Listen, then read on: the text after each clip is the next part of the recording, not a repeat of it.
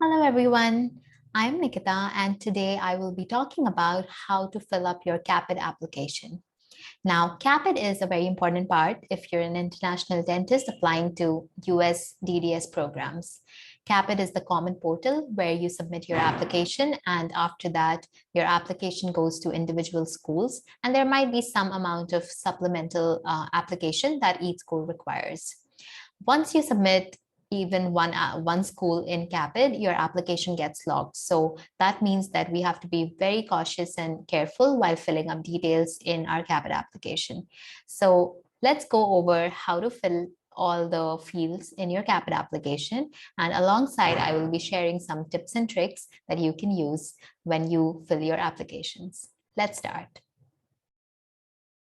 Okay, so this is how the CAAPID portal looks once you log in.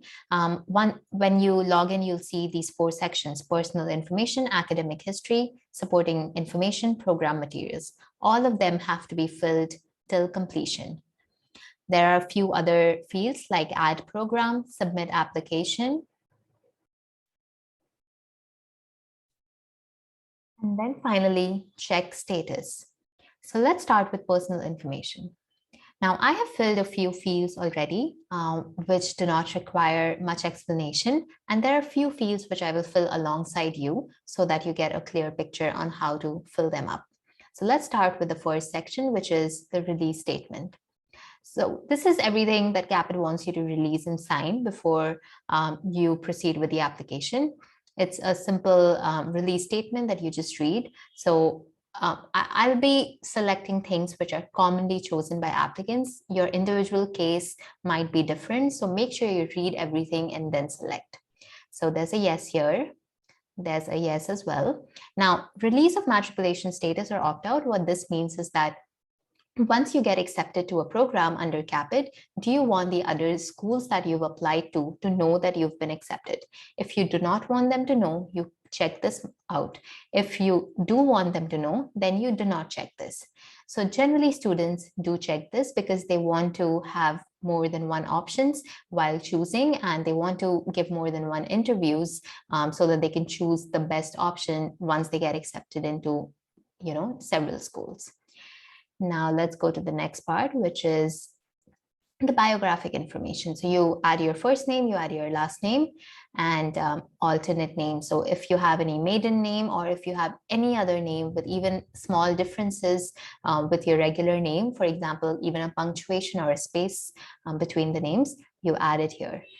You enter your sex, you enter your gender, your birth information. Make sure that the birth information is entered as month, date, and year. And you enter your country, your city, your state, and province. Generally, if it's an international place, the county is going to be not applicable. Now, coming to your contact information. So your current address, there are two options. You have to enter your current address, you have to enter your permanent address. Now, if both are the same, you can choose yes as, both being similar. So now let's say your current address and the permanent address are same. So you enter it. So your country, your street address, your city, your state, province, your zip or postal code. And then you can also click on the approximate date. It's an optional question, so you can leave it blank as well. Make sure this part is always updated. And if, for example, you click no here, you would have to enter your permanent address. Now phone, you put your phone number, you put your email ID.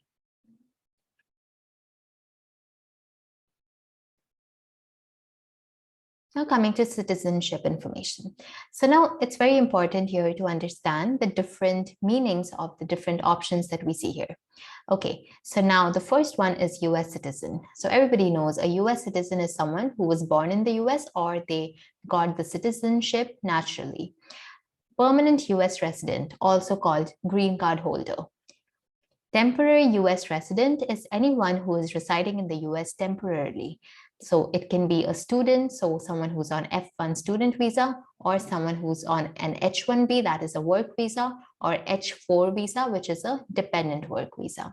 So all these categories are going to come under temporary US resident. Now, non-resident is any other visa type which does not allow you to stay in the US for, more than a particular number of days, for example, 90 days or 6 months. So a visitor's visa or a B1 and B2 is going to come under the non-resident category. Coming to none, none is when you have absolutely no visa right now, which allows you to enter the US. So we would just go with the non-resident visa for now.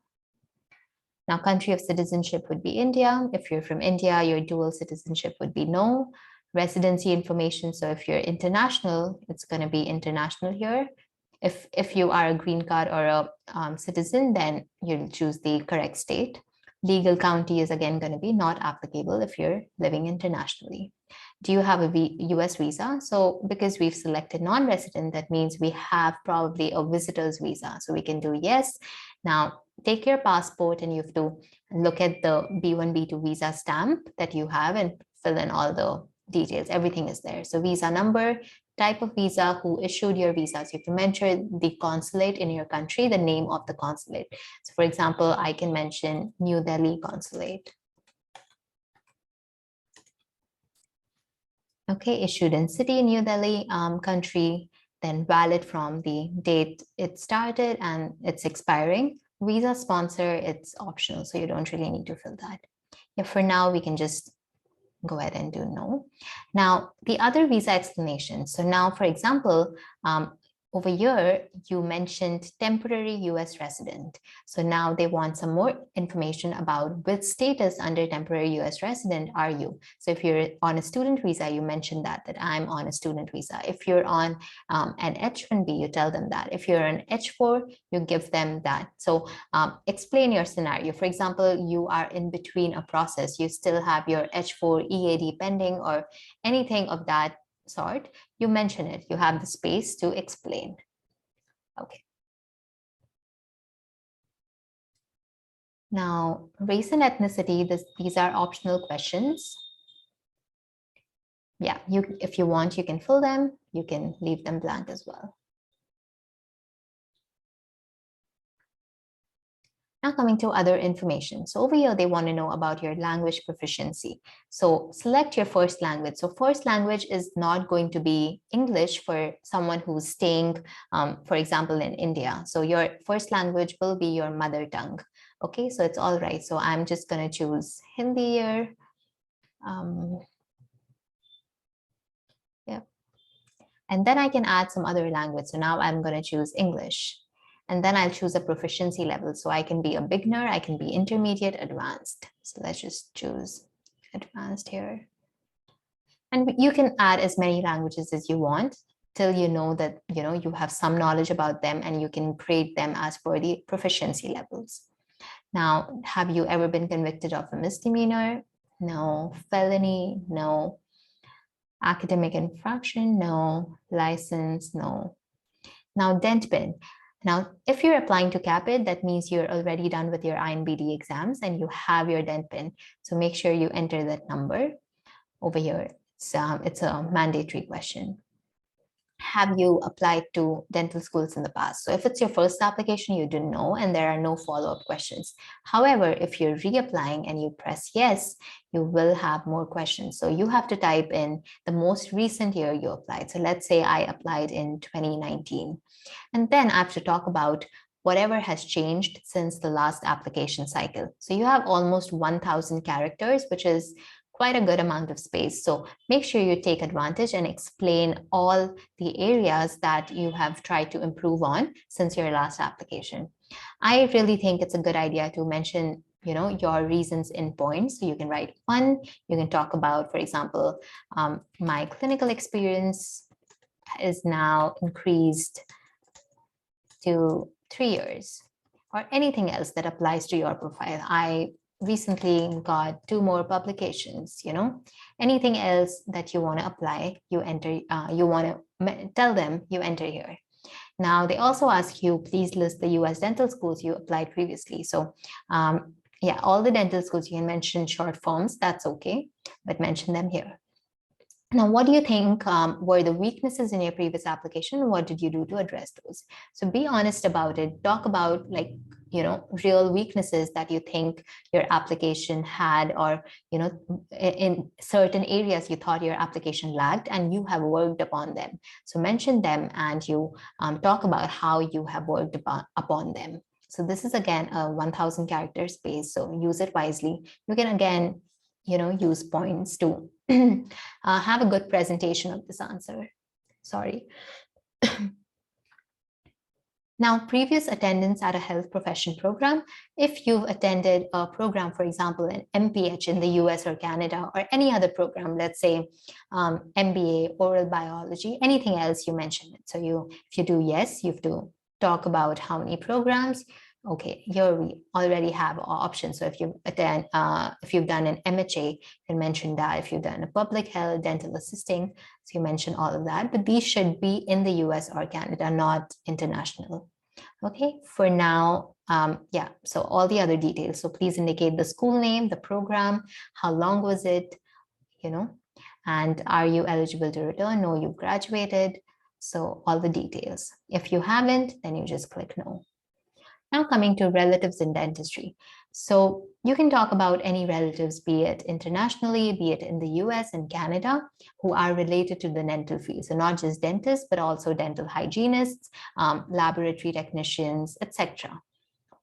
So if you do yes, what you see is you have to talk about the relationship, you have to talk about their name, the school they've attended, and a few other details. If you do not have anyone, so you can mention up to 4 relatives. However, if you don't have anyone in dentistry in your family, then you just click no. Now coming to the COVID-19 impact. So this is something that got introduced last year. It's a question which gives you a chance to explain to the admissions committee where, you can talk about how, because of COVID, there are a few shortcomings that might be very clearly visible in your application, and you can explain. You have a lot of characters, 2,500 characters. You can talk about them in sections. So you can think about, in the academic area, was it something, they've given you prompts, so just go through these prompts and see whichever applies to you. Professional, did you have any job issues? Personal, did you have any family members whom you had to take care of, etc. So you use this space wisely. Not all schools might consider it, so make sure you use it wisely, and yeah, enter whatever hardships you faced. It will be considered. Okay, so this brings us to the end of the personal information. Okay, now let's come to the academic history. Now coming to the colleges attended. So over here, they want to know about all the colleges that you've attended so far after high school. So at a college or university, you talk about your dental school. So let's say I attended D.Y. Patil in Mumbai. So you can't find, a lot of times you can't find schools, so you just choose the one that applies. So it's an unlisted other foreign institution. Now, did you obtain, or are you planning to obtain a degree from this university? I've already obtained, yes.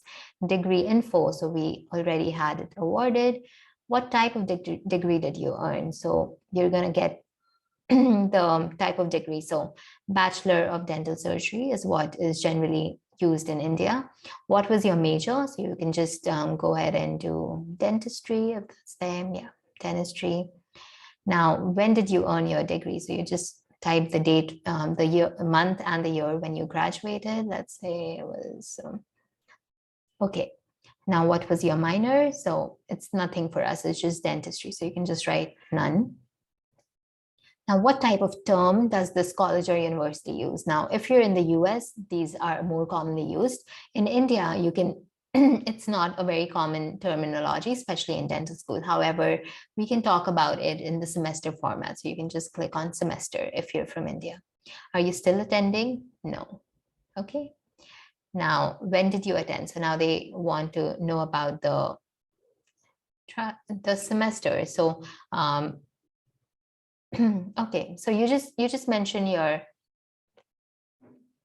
first and okay, so they just want to know your first start date and your end date. So, for example, you started in the spring, so that's around March, and then you mentioned the month and the year, and then let's say you ended around the same time after 5 years. So that's what you mentioned.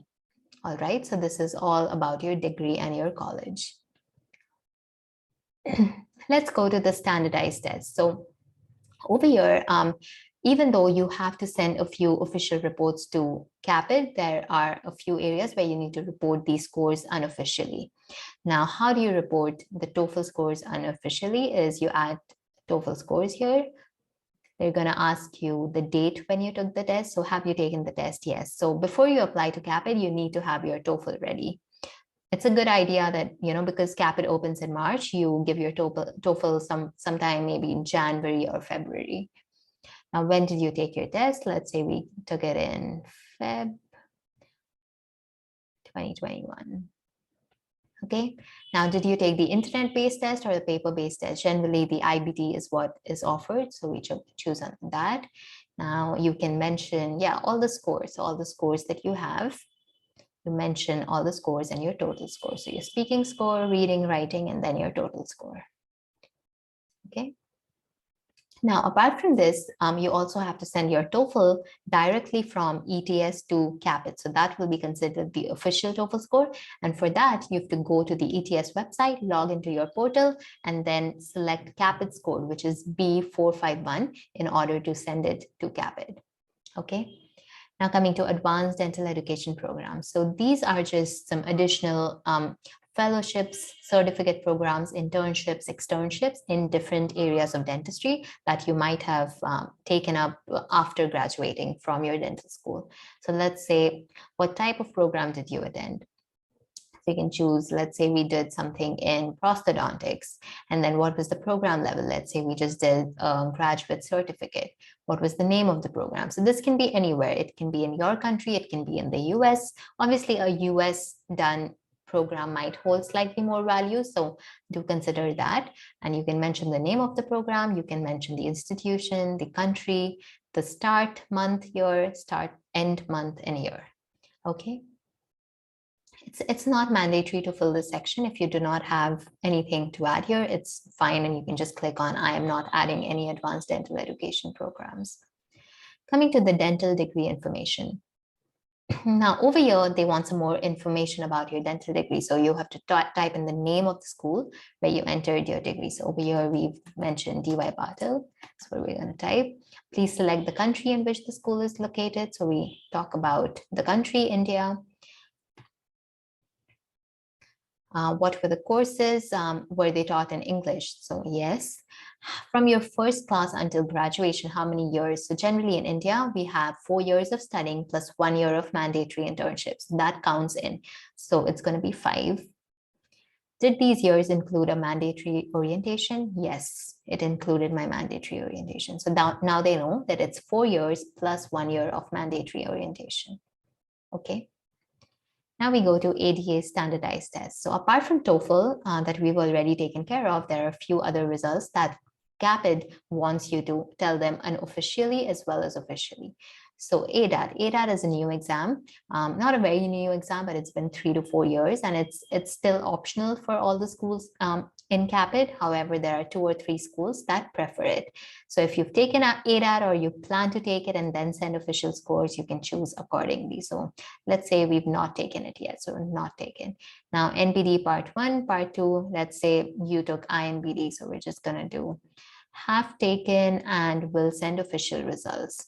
Okay, now if you've taken INBD, you don't need to take NBD part 1 and part 2. So you just do have not taken, have not taken. Okay. Okay, so now we're done with the second section, which was the academic history. Now coming to supporting information. Actually, this is the section which is going to take the maximum amount of time for you to fill it, and it's very important. So let's go over everything. Now coming to evaluation. So what does evaluation mean is that through this page, you are going to send in an evaluation request to your recommenders. So CAAPID requires a minimum of 3 recommendation letters. And over here, they only allow you to add 3. And for a few schools, the requirement is that 1 letter should be from the dean of your dental college in your home country. So let's create an evaluation request so that you know how it's done. So evaluate as information. So let's say right now we're creating it for a professor. So you mention the professor's name. Let's say Ahmed Kumar, just taking random names. You mentioned their email ID. Now, this email ID is the one that he checks regularly, and make sure you tell them that I'm going to be sending you an evaluation request. So please keep a lookout for my email in your spam folder as well. The email will actually come from another website, not from CAAPID, but they're all interconnected. So you mentioned the email ID. So you mentioned a due date. So a due date is, something that the evaluator will know that, by this date, the candidate wants me to fill it up. So it's advisable to keep it not too far, maybe a comfortable amount of time. You can give the recommender to do the work. So maybe a month from the day you're sending this request. Now, personal message to your evaluator. So a few things that you should mention in the personal message are, letter should be on the official letterhead. So if the professor is working at a college, the letter should have, the letterhead of the college or the department, and then the content of the letter. That is a must. Number 2, signature. Signature should be in ink. Some schools accept electronic signatures too, but it's better that it's in ink. Then number 3, date should be there. Date should be there, and it should be a recent letter. Try to get letters within 6 months of the application cycle. So if your application cycle opens in March, get it 6 months at least. It should be within 6 months. The more the recent, the better. So you can even get it in Jan and Feb. So you type all of these instructions here as a reminder. You obviously reinforce them and tell them over email as well, but this is what you do. Then I waive my right to access this evaluation. So this is really important. Make sure you do waive your right so you don't see the letter, and that adds more value because you've not seen the letter. The schools know that this evaluator, this professor has given a non-biased judgment of this candidate. Now, permission to contact the reference. So let's do yes here. Now, you're giving CAAPID the permission to contact your professor if they have any questions. So make sure you tick here. Permission for schools to contact the reference. So one is for CAAPID, the other is for individual schools. So again, you click yes. Okay. So this is how you're going to do, and you're going to send 3 of them. And once you're done filling up everything, you're going to save this evaluation request, or it's going to say send it. So you just click that. Okay, so that's all about the evaluations. Coming to experiences.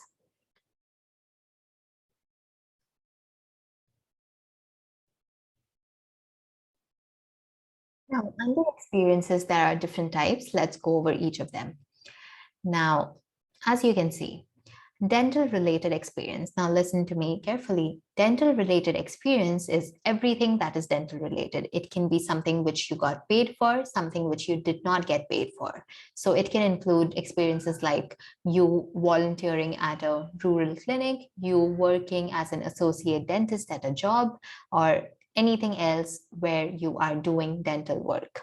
Okay. Now coming to employment.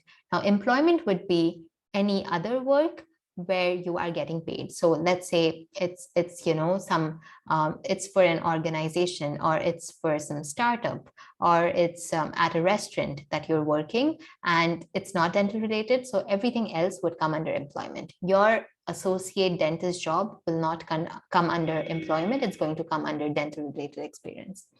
Now coming to mandatory internship rotation. So they want you to mention this as a separate heading. So if your school had 1 year mandatory internship, you mention it here and not in your dental related experience. Now, non-dental healthcare is any work in healthcare that was paid or non-paid. So, but it should not be dental related because that is already mentioned here. So a few examples of non-dental would be, for example, at a hospital for a breast cancer awareness program, anything, of that sort. Coming to research. Now, if you had a student research position or a research associateship, assistantship, you can mention that. Even if you did not have a position and you helped with any research, you can talk about that as well. Now, coming to teaching, if you've had prior teaching experience where you were instructing candidates, you can talk about that. Extracurricular activities would be any academic clubs you were part of, or anything very significant in the extracurricular area that you did and you want the admissions committee to know, you can mention that. Coming to volunteer activities. Now, volunteer activities can be anything like working for the Red Cross, working for a blood donation drive, or a fundraiser walk. All of that comes under volunteer activities. So let's try to fill up taking anyone. Let's do dental related experience because this is probably going to be the maximum number of experiences under this category. So let's say organization. So let's say we're talking about you working at a clinic. So you mentioned the name of the clinic. So let's say it's super specialty clinic. Yeah, just any, whatever the name of the clinic is, the country it is in. So let's say it's United States, or let's say it's India, since you're on a B1, B2 right now. And let's say this is in Delhi. And then you mention your supervisor's name. So now you can see that it's not mandatory to mention the name of the supervisor, but I would highly recommend that you do. There shouldn't be any problem for you to mention it. So mention their first name, the doctor's first name, the doctor's last name. You can leave the title blank. You can mention their phone number. You can change it to an Indian number. You should mention their contact emails as well. So it's all right to mention either one of the two. Now, experience dates. So this part is really important, as well as, you need to be very careful when you're doing this. So never make two experiences, at the same time having a lot of hours. So be honest. So at one point of time, you probably worked a certain amount of hours, even if you worked in two places. So let's say we started at a particular date. So you mentioned the start date, exact start date, if it's a current experience or if it's already done. So let's say it's not, then you do an end date also. So you put an end date and then the status. Now, what does status mean? Status means a full-time is like a full-time position. So you're giving at least 40 hours around that. So it can be 36 to 42 hours that is considered full-time. So you mentioned that. Or if it's part-time can be any number of hours, much lesser than full-time. It can be a temporary position. So for example, you were working as a dentist for 2 years. However, in between, you did a few other things. For example, you went to the US to shadow a dentist. So that experience will come under temporary. Now coming to per diem, this is on per day basis. So this is not used a lot, but you can use it if that was your situation. Okay, now talking about titles. So if you were employed as an associate dentist at an office, you mention that, associate dentist. If you were volunteering somewhere, you can mention volunteering dentist. Let's say you were shadowing in the US, what do you write? So you can, there are different ways you can write this. You can mention it as shadowing, you can mention it as an observer, or you can mention it as preceptorship, anything that suits the role that you had at that point. Type of recognition. Now, what is the experience that you're talking about paying you? Did it pay you, or did you receive any academic credit? So for example, the category that says mandatory internship or rotation. Now this is in your curriculum, so you would go for received academic credit. Even if you're paid in your internship, you mentioned this as well as compensated. So both of these, or you just mention volunteer. So depending on your experience, you choose one or more than one of these. Now, average weekly hours. So this is what I was talking about. Make sure that that at one point of time or at one duration of time, your experiences have a good division of the number of hours. Think about it. Think about what you really did, how much time you really spent working, and mention it so that it all looks genuine. All right. So mention how many hours per week you worked, number of weeks you worked, and total number of hours. If it's an ongoing experience, you can just mention till the date you're filling the application, the number of weeks that have passed. Okay, and then the total hours is going to get calculated on its own. Now, coming to description or key responsibilities. So this is an important section where you have a chance to talk about what you did in this experience. And you have a good amount of space, 600 characters. So I used to follow a format. So the first statement is always about the organization or the work. So, you talk about that this was, a dental clinic in an urban locality where I was working as an associate dentist. So something that you've already mentioned and just like an opening line. Okay, so that's going to be your heading. Now, number 2 is going to be your role. So talk about everything you did. So let's say you did a lot of extractions, you did a lot of root canal treatments, you mentioned all of that here. And then the third point is going to be, what did you learn? Okay. So what did you gain from this experience, or what are you taking back from this experience is what you mentioned in the third statement. So try to keep all the experiences that you're mentioning under these 3 headings. It's all right if there's a little bit of variation, but this is a good guide for you to follow so that your answers are well organized. Okay, release authorization, maybe contact this. Yes, you shouldn't have any problem, telling yes. So go ahead and press yes. So that's what you do. And this is how you fill all the other things as well. These fields remain the same, irrespective of what you choose here. Okay. Let's go to achievements. Now, under achievements, there are 3 subcategories, that is awards, presentations, and publications.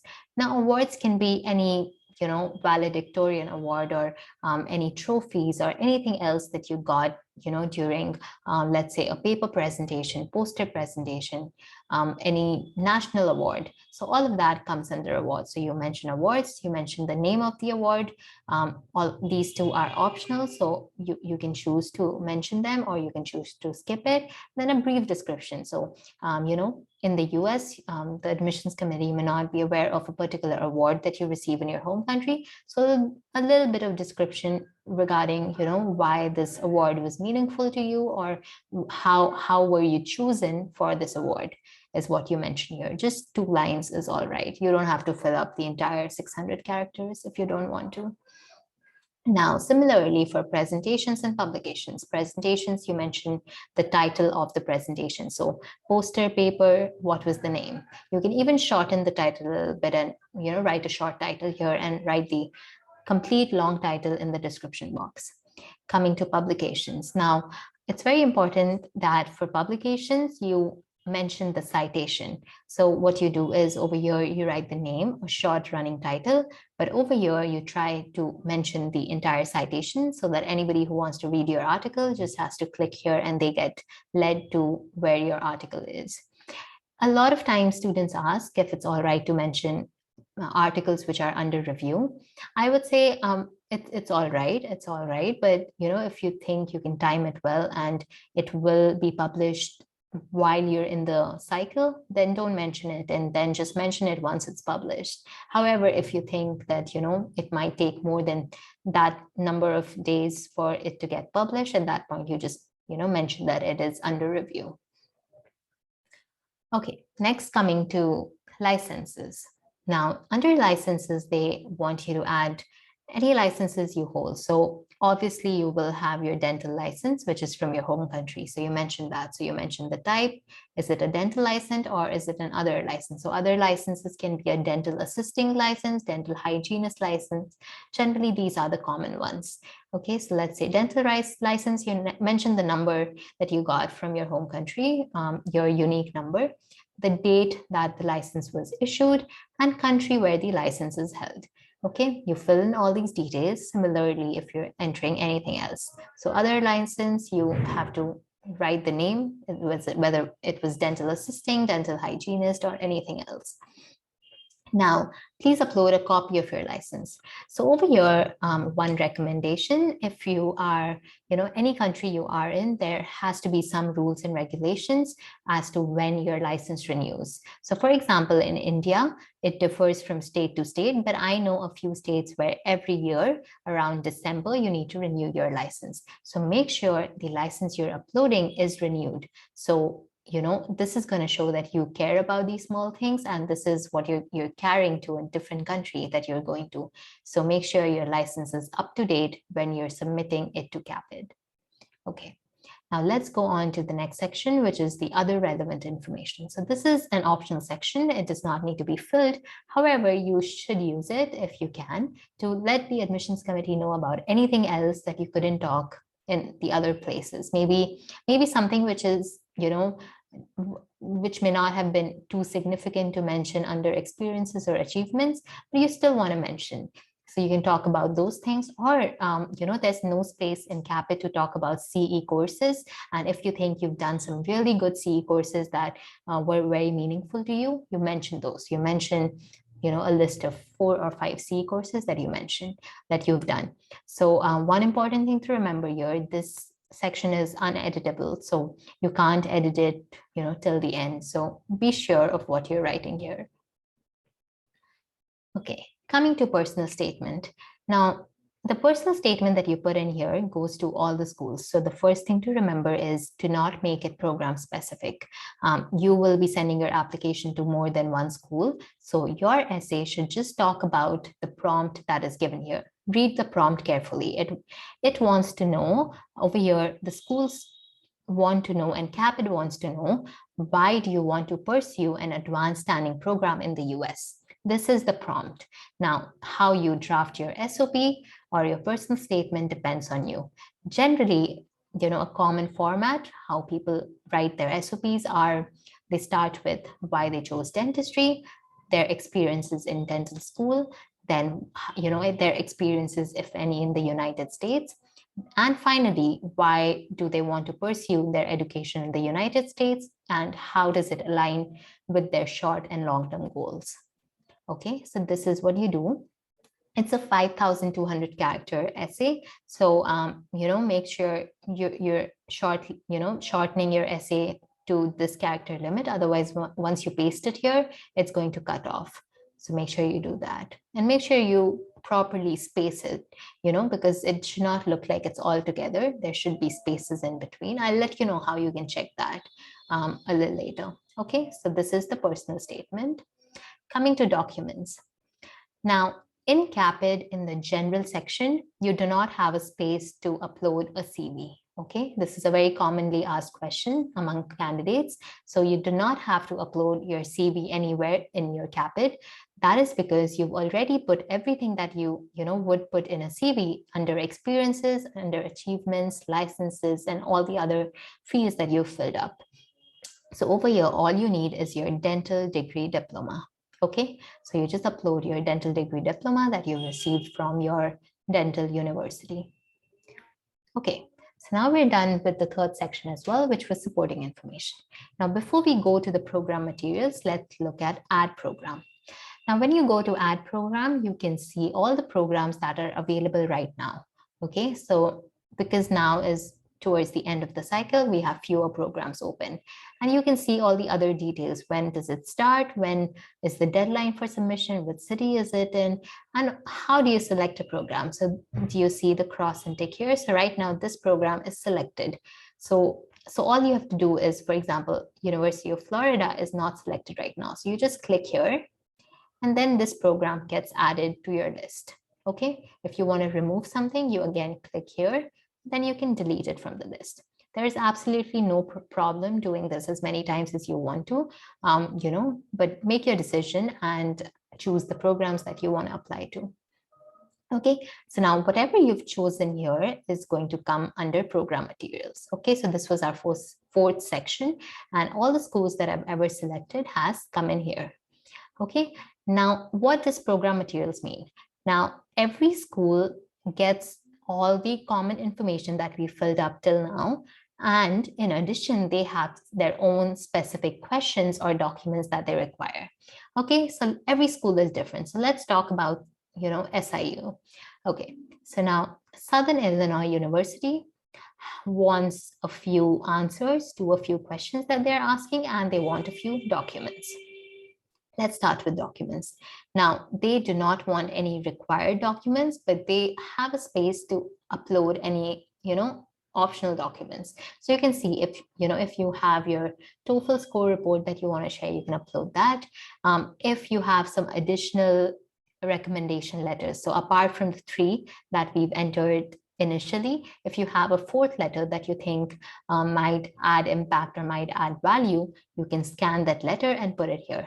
Now, the catch is that when you are scanning that letter and putting it here, it is making that letter unofficial. So you don't know if the school is going to give a high amount of weightage to that letter or not. So my recommendation, don't be in a hurry to upload an evaluation letter here. Email the school that you're applying to and ask them that I have a fourth letter from a professor or a dentist that I think, is really valuable and I would like to share with the school. Is the school, how should I send it to you, or how should my professor send it to you? Let them know your query and they will let you know what is the best way to do it. If they tell you that, no, it's all right, you can just scan and upload it here, then go ahead and do it. Otherwise, don't. They might tell you that, send us a sealed hard copy, mail it to us. So if that's ours, then you do that. So make sure if you have a fourth letter, you ask each individual school what they would prefer before uploading directly here. Okay. Now coming to the questions. Now questions over here can be either multiple choice questions or something which are the essay kind. Okay. So these are all multiple choice questions. These are simple questions that, you will be able to answer. And there might be like one or two essay questions over here. There's one essay question and there's like a character limit. So this is for one school. There might be another school which just has a few questions that they want you to answer. There might be a few other schools which just has a documents column. Some other school which just has a home column and nothing else.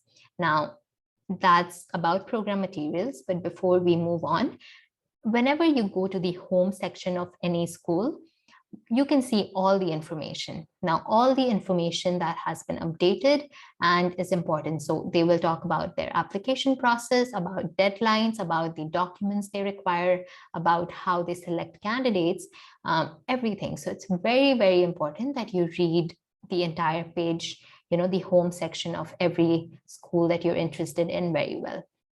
So I generally recommend, people who ask me how to not miss out on information, I recommend there are 3 places that you go and make notes from, or you keep a watch out for the schools that you're applying to. So number 1 would be this section, your CAAPID portal program materials home section. Okay, so this is a lot of information. Nothing should get missed out from here.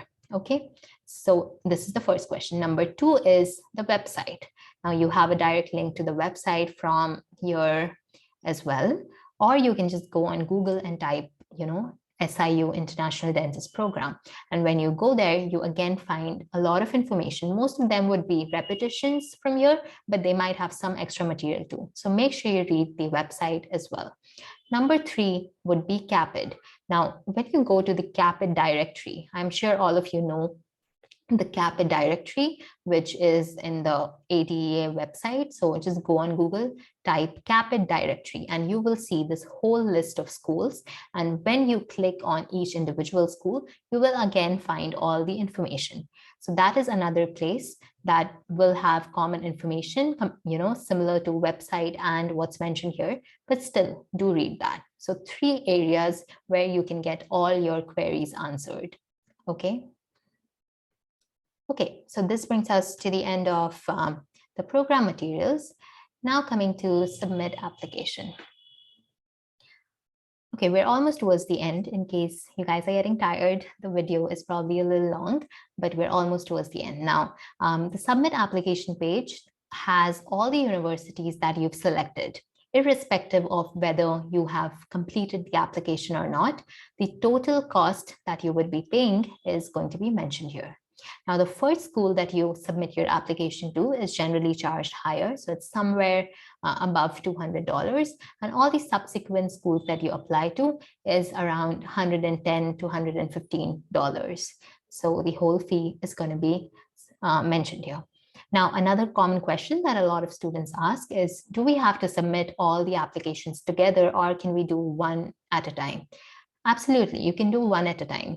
So let's say, okay, so right now we don't have any application which is complete, but let's say we had Indiana University over here, which was done. It was all green and the others were not done yet.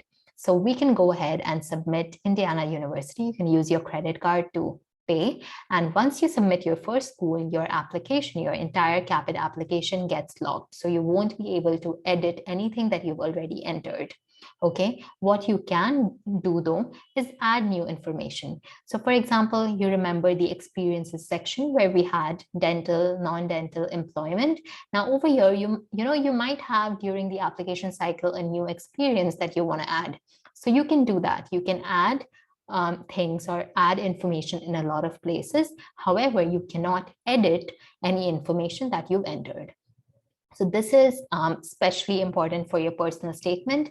Personal statement, one mistake in your grammar, in your punctuation, and that might be a problem. So make sure you proof check your personal statement as well as all the other parts of your application very well. Maybe ask someone else to go through it as well in case you might miss something out, and make sure it's perfect before you click submit for your first school. Okay, now finally coming to status, okay, so over here you can see the status of your application. So right now, since all of our applications are still in progress, it says in progress. The other two prompts that come here are once you pay, it's going to change into a green color and it's going to say received.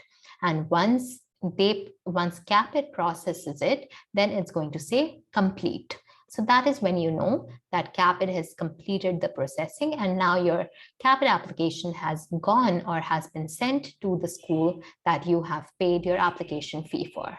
Okay, now over here we can't see it, but right here, right in this blank space, when you're submitting your application and when you're ordering your evaluations and test scores, what you can see here are statuses of your transcripts, your evaluations, and your test scores. Okay, 3 things.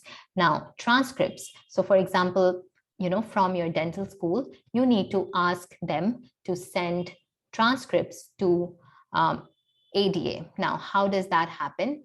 They cannot directly send it because it's an international institution. So we do it through ECE or WES.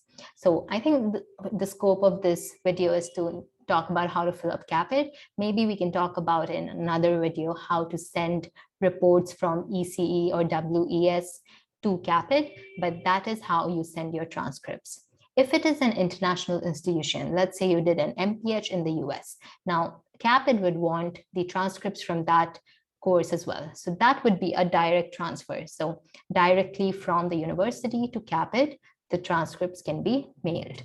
From an Indian institute or any other international institute, the transcripts have to go to ECE or WES, and that has to be sent to CAAPID. Most programs in CAAPID use ECE, so that is your first choice of preference. Okay, now coming to your evaluations, we've already spoken how that's done. So once the recommender completes an evaluation, you'll be able to see here that they have completed it. Okay, and finally your test scores. So we already spoke about the different types of test scores. Now coming to TOEFL, NBDE or INBDE, ADAT, all of these results have to be sent to CAAPID directly. You don't have to send these to individual schools until unless they ask for it, but CAAPID has to receive them, and all of them directly send it to CAAPID. There's no third medium. Okay, and that again can be seen here in the status. Right here in the this blank area gets filled with all these sections when you're submitting your applications. Okay, so that pretty much brings us to the end of how to fill CAAPID. A few last thoughts is, number 1, do not submit till you proof check everything twice or thrice. Be careful regarding what you're filling, and the most important sections, like I said, experiences, make sure you're putting in the R's correctly. And personal statement, make sure you double check it and there shouldn't be any mistakes. I don't think it's very hard, for you to get any mistakes that you might have made changed later on, once you submit your application. So yeah, that brings us to the end of how to fill up CAAPID. And if you have any questions, please comment on the description box below and we can take care of it. Okay, see you guys. Bye-bye.